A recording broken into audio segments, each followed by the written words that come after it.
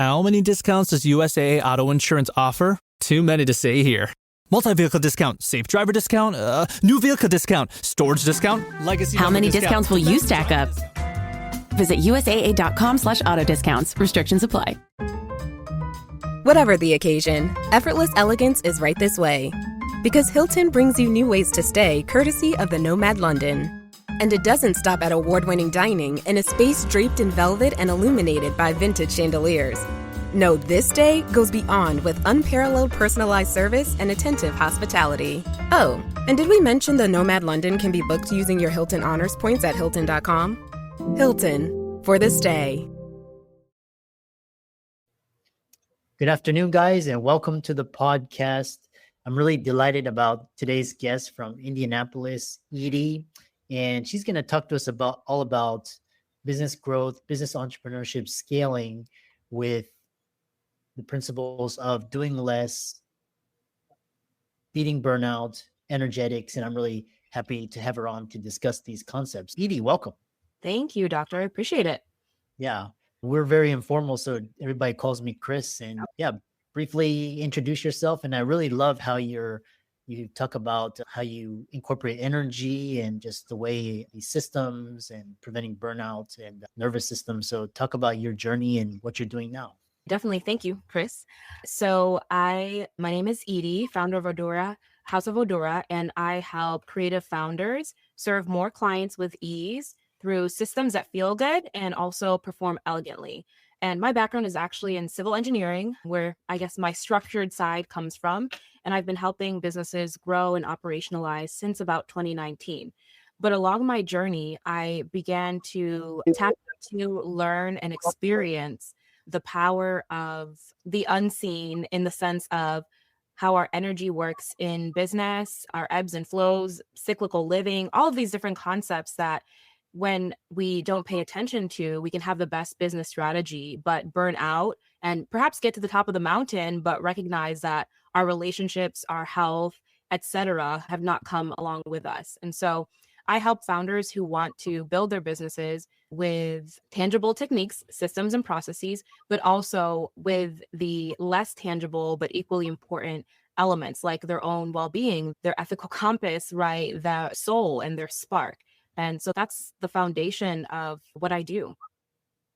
Yeah, fascinating. And so when you arrived on these concepts, because a lot of the listeners and viewers, they're very right-brained, analytical. They're doctors, lawyers, dentists, accountants, and they may not be in tune with these concepts that you're talking about. So do the people listening to this need to be intuitives or empaths to understand these concepts, or is this something that can be developed? Yes, absolutely. This is something that can be developed and really that I think that everybody interacts with, whether we know it or not.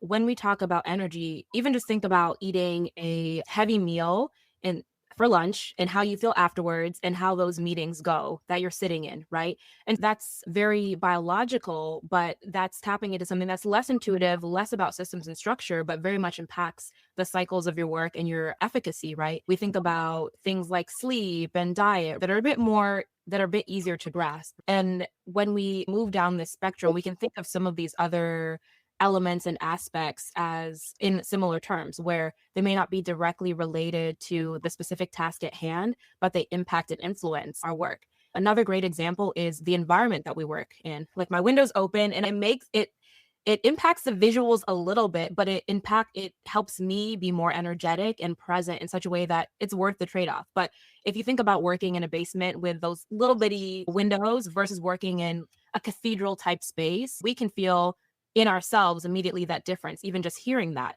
And so when we talk about energy and some of these more, it feels like intuitive things, it can feel less easy to grasp, but we are interacting in this way constantly. Interesting. So then one question I have for you is these ideas. What is the first step in attuning your nervous system to these, like, for example, lighting, sound, how you feel, to prime your body for optimal performance? Yeah. I think so. I wouldn't call them two different approaches, but there's two different angles that you can vacillate between to get the best result.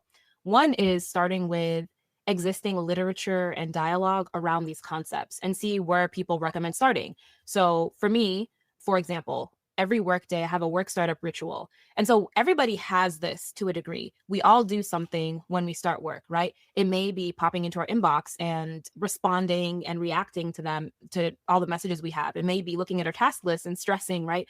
But for me, I've intentionally cultivated a work startup ritual that includes setting my space, making sure the space looks nice. I have a candle lit right here, some incense going. So I'm engaging with the aspects of myself. And so that's just one example where for somebody who is, okay, this is real. I'm interested in learning more about this. You can see what already exists and what people are doing and experiment and play. On the other side as well, one of the big things you can do as well is to get curious. Just get curious with yourself and your response to different spaces. If you're working in your office one day, just get curious. Like, how am I feeling about this space? Do I feel tense? What are my shoulders doing? How is my desk set up in such a way? How is my desk set up? And what is it leading me to do with my body and how do I feel about working versus, okay, when I'm doing a bit of quick work in my home office, how does it feel? The windows are open, it's more comfortable. How does that impact me? And by getting curious in different situations and around our physical space, even with our technology, that's something that I love to do, getting curious about how I feel when I open my inbox and when I open maybe my personal Gmail versus my work Outlook. How does that feel? Just getting curious about how these different elements of our business and our lives impact our emotions and our somatic response is a great way to begin getting attuned and just recognizing before trying to change anything or add anything, just seeing where things stand and how things are impacting you. Interesting. The other one thing is really interesting is because you talked about reaching the peak in the mountain of either career, business, financial success, and at the expense of your unhealthy, angry, divorced, etc. Yeah. And if a person listening or viewing this is, they have their sleep, they have their diet, they have their body, they have their relationships dialed in. But like on the flip side is like they can't get their business going. They can't get they have no income. What's going on there? Yeah, absolutely. And of course, granularly, there's probably a million and one reasons why. I do think that a lot of angst can come when we are overly prescriptive, when I like to say, should ourselves to death, and we try to apply systems and structures. I'm big on systems and structures, but I do believe that when we try to apply some that do not fit us, we won't get the results we want, right? And same for business growth. If you believe that you have to have a 10-step funnel and this automated and that automated, but that really doesn't work for who you are and who you're trying to serve, you're going to run into frustration and run into issues. And again, curiosity is such a powerful tool. I find getting curious about where I believe things are floundering in my business, also paired with the wisdom of a great coach, consultant, board of advisors. But I love to ask myself, if I was a consultant, where would I say the bottleneck is? If I was a consultant in my own business, what would be the top 3 things that need to be audited and edited? And also, I think a big piece, so that element of really assessing where we may be trying to operate in a way that is not aligned with our best way for generating income, and also doing mindset and internal work. I don't think that just mindset work will bring you results, but I do think that if we don't believe truly, if we don't have confidence in what we're offering, if we have fear about actually supporting and serving our clients, a lot of these can hinder and sabotage the good work that we're doing. So we may be getting out there, writing blog posts, getting on podcasts, and getting on social media, networking, but our lack of confidence is causing us to not say the things that need to be said that would help us stand apart from the other lawyers or practitioners that are out there. We are not writing the content that people would be interested in because we're afraid to stand in our own authority. So I think both the inner energetics and the inner world for people, as well as trying to operate out of a framework that doesn't work for us, are some of the biggest ways that we can really hinder our growth. Interesting.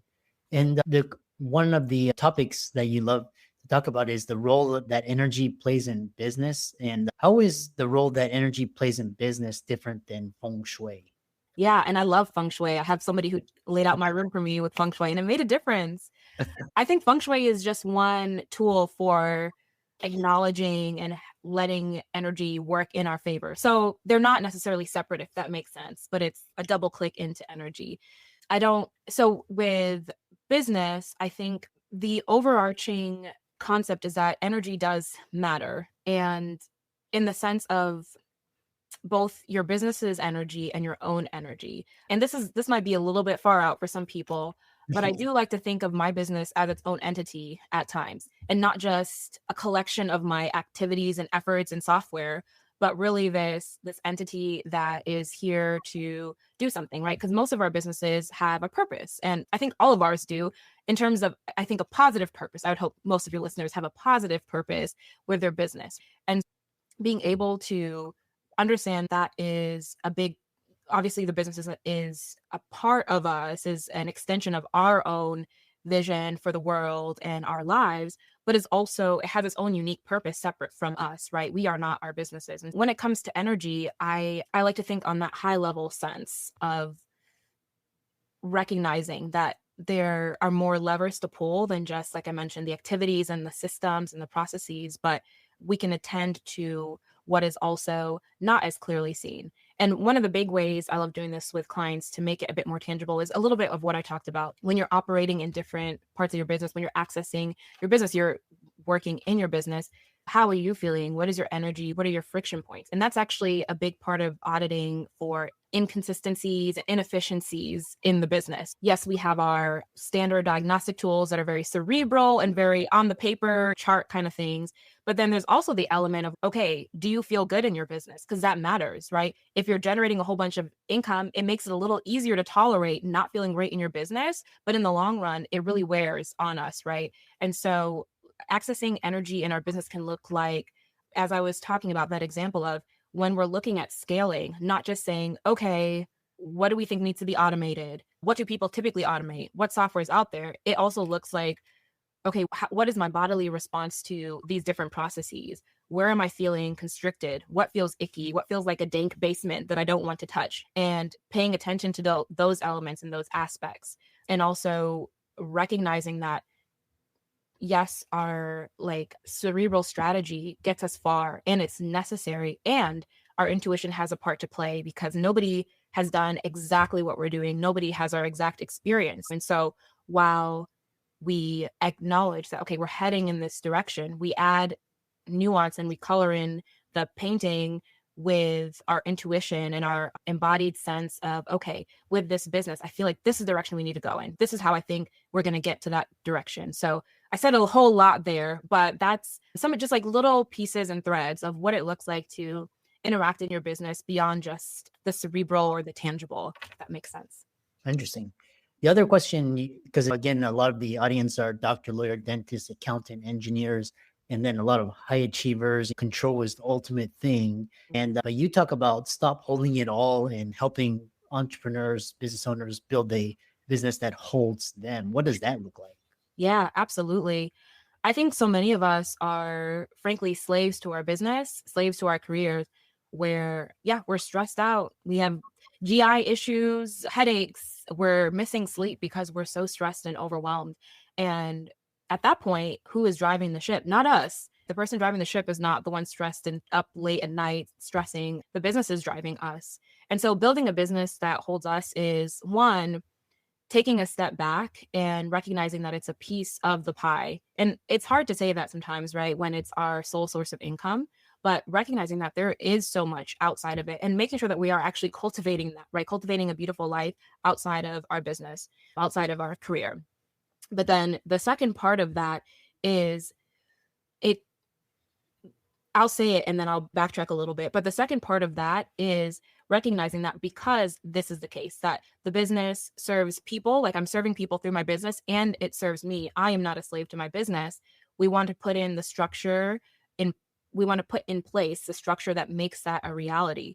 And for a lot of people who are high achievers, my background is in civil engineering. I get it. I understand. It is hard to relinquish control because we got to where we got to through the work that we've done, through having our hands in everything.